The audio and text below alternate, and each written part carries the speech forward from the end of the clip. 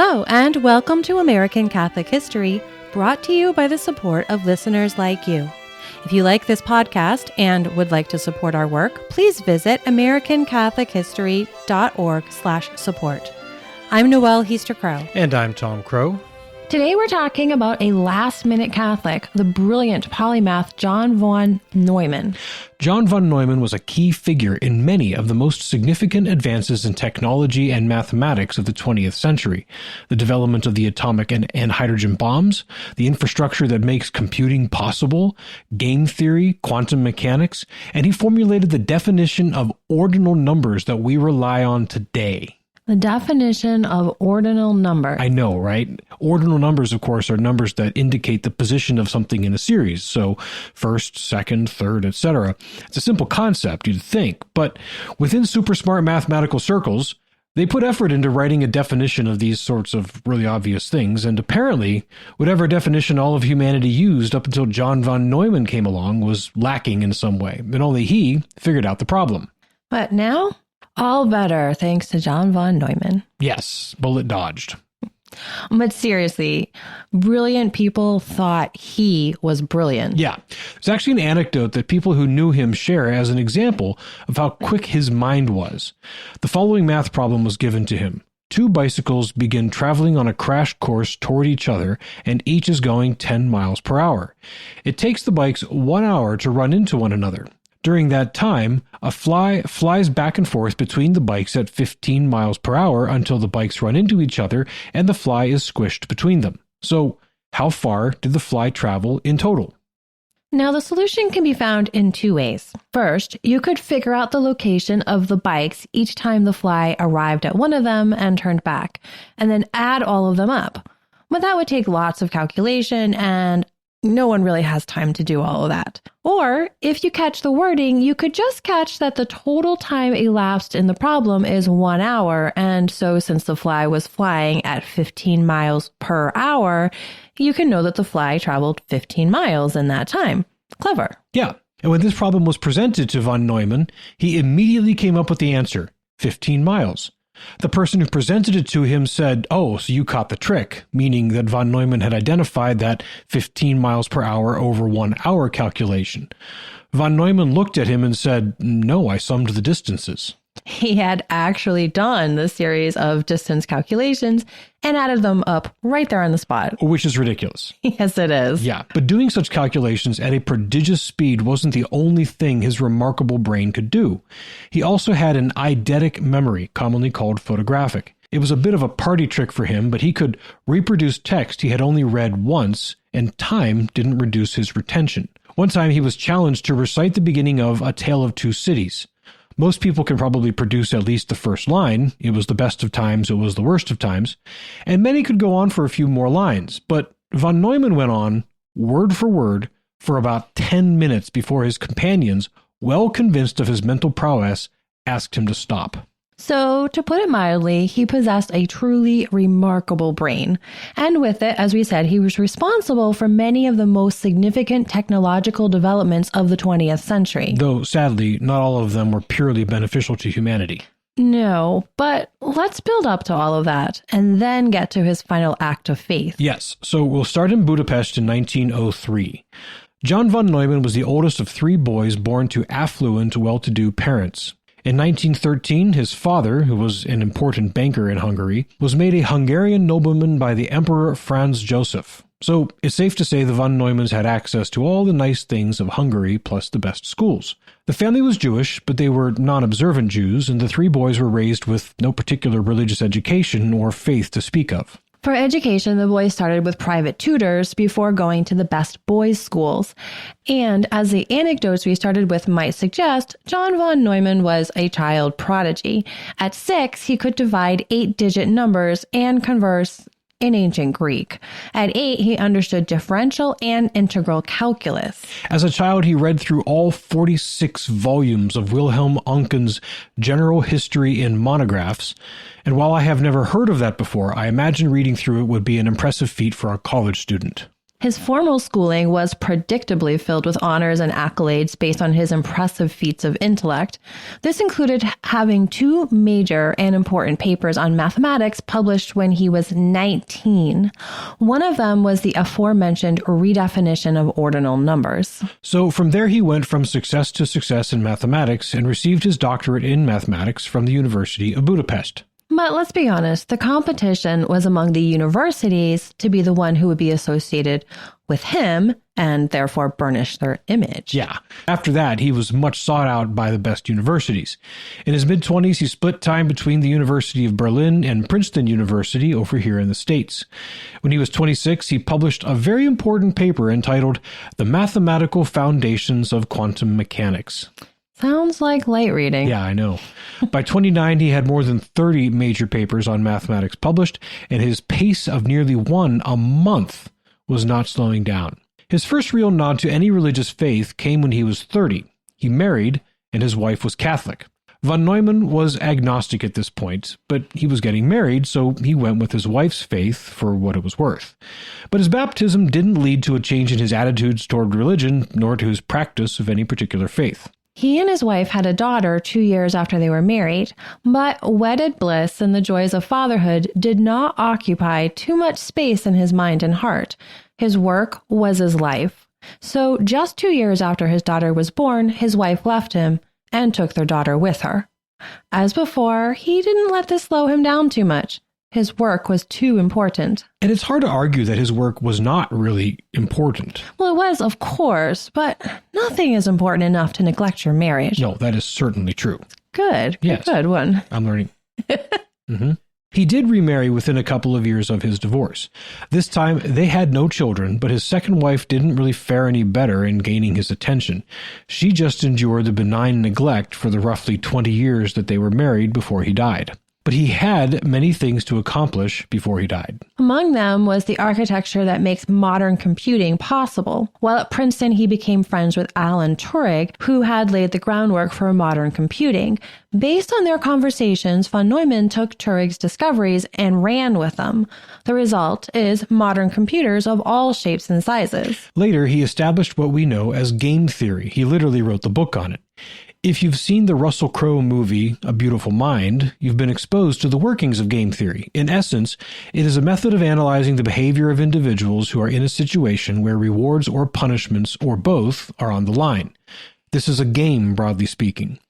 Game theory helps to determine the best course of action for all participants to achieve equilibrium, or the best possible outcome for all involved. While human beings will usually choose based on selfish motives, game theory gives a way to determine what the best outcome will be for all, and it may well also be the best solution for each individual as well.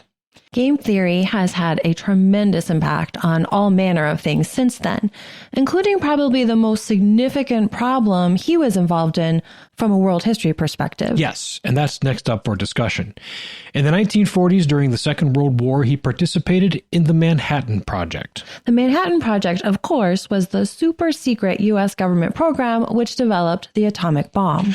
Von Neumann, with his Hungarian and Jewish background, was ardently anti-fascist, and later just as ardently anti-communist. So he was happy to help the war effort with his incredible intellect. His contributions to the Manhattan Project included the trigger mechanism, which actually detonated the bomb that we dropped on Hiroshima. It was actually an incredibly important and difficult thing to figure out. And when Truman decided to use that bomb, von Neumann was among those who chose where to drop it. It's just an atrocious decision to be involved in. But to von Neumann, the ethical considerations were treated like a game. In his calculation, dropping the bomb worked out to be the course of action that promised the best possible results for all involved. And that wasn't his last contribution. After World War II ended and the Cold War began, he dove into both the development of the far more destructive hydrogen bomb and the development of intercontinental ballistic missiles, or ICBMs. He was aware that the Soviet Union was seriously pursuing both weapons technologies and was determined that the communists would not get the upper hand in weaponry. So he both helped develop the weapons that kept the United States at the top of the heap militarily, and he is considered the architect of the theory that ostensibly assured that they would never be used. mutually assured destruction, or MAD. MAD, well named, is the theory that since both the United States and the Soviet Union possessed the ability to destroy one another, and since any first strike by either nation would assure a devastating retaliatory strike, neither nation would actually send the first nukes because to do so would assure that nation's own destruction. So it's another game theory issue. Recognize what your opponent is doing and act in such a way that the best possible outcome is most likely. This means that having more and better weapons becomes a way to protect your people. The enemy won't attack if he knows you'll hit back at least as hard. Yeah, and it's a terrible way to live, actually, and Pope Paul VI condemned the idea of guaranteeing peace through building up arms. But when considering the principles of just war theory and a legitimate government's obligation to protect its citizens, well, there is a certain logic to it. So, with all these advances, developments, and discoveries through the 1930s, 40s, and into the 1950s, few individuals were as integral to the major developments of the world, be they in mathematics, technology, weaponry, and even international politics. And that's why his untimely death in 1957 came as a tremendous shock to the world. And equally as shocking was the religious conversion that preceded it. Yes, von Neumann had had a deep fear of dying for a long time. He didn't give it much space in his mind while he was healthy and wealthy and on top of the world, but in 1955 that changed. He went to the doctor with a pain in his shoulder. The doctor found a large cell tumor on his collarbone, but believed it to be benign. However, during the surgery to remove it and the treatment, they discovered that the tumor was a result of another cancer, possibly testicular, possibly pancreatic, which had metastasized and spread throughout his body. Treatment was available, but the diagnosis was terminal. Finally, faced with the terrifying prospect of his own death, John von Neumann was unable to avoid that one final game. Does God exist? And if he does, what's the deal with the afterlife? There's no mathematical equation or empirical study that the brain can work through to arrive at the correct answer about the afterlife. But that's not to say there isn't a game theory-esque approach to the question. In the 1660s, Blaise Pascal's Pensées were published posthumously. Pascal was himself an absolutely brilliant man who made tremendous contributions to many different areas of human life. In the Pensées, among other things, Pascal presents an argument for belief in God's existence that is known as Pascal's wager. Pascal's wager technically isn't an argument that God exists, but it is an argument that says you should believe that God exists. The argument goes something like this.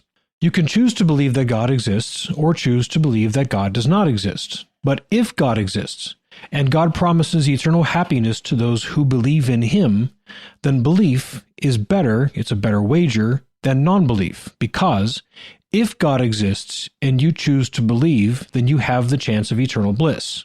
If, however, God exists and you choose not to believe, then you condemn yourself. But then on the other hand, if God does not exist, then your choice regarding God's existence will have no bearing on your afterlife anyhow, because there won't be one. The best choice, or wager, in this game is to believe in God and follow his law. So, von Neumann, following Pascal, wagered that God exists and he would choose to believe. In another form of this wager, von Neumann told his mother, "There probably has to be a God. Many things are easier to explain if there is than if there isn't." Yeah, and for a person with an intellect as brilliant and unencumbered as his to say something like that, well... Seriously.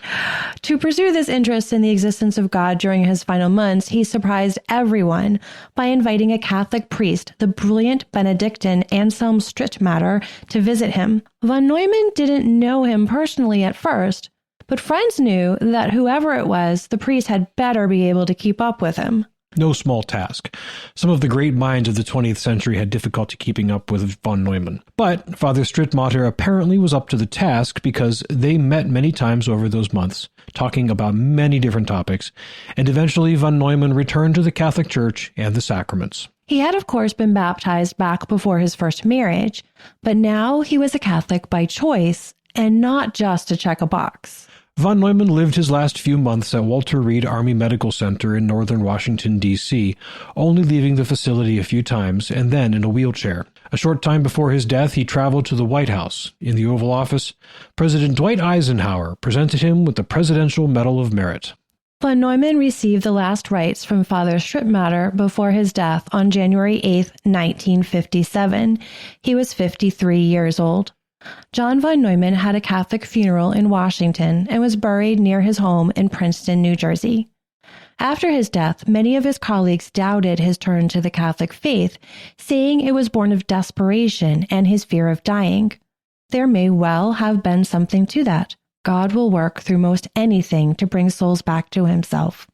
But the fact remains that the man whose intellect brought about or made possible some of the biggest events and advances of the last 80 years ultimately came to the conclusion that believing in God and knowing him in and through the Catholic Church was of foundational importance. This has been American Catholic History. If you enjoy American Catholic History, please become a supporter. We've got great perks for supporters. Get information on how to become a supporter and the perks at americancatholichistory.org/support. Also on our website, sign up for our newsletter, learn more about today's topic, see about our pilgrimages, and find other great stories from American Catholic history. We also love the great reviews our listeners leave. Those and the 5-star ratings help others find us. You can email us feedback, questions, tips for episode topics, or other comments at feedback@americancatholichistory.org. You can find us on Facebook at facebook.com/American Catholic History, on Instagram at ACH_podcast, and follow us on Twitter at ACH1513. I'm Noelle Heaster-Crow. And I'm Tom Crow. Thank you once again for joining us on American Catholic History, made possible by listeners like you.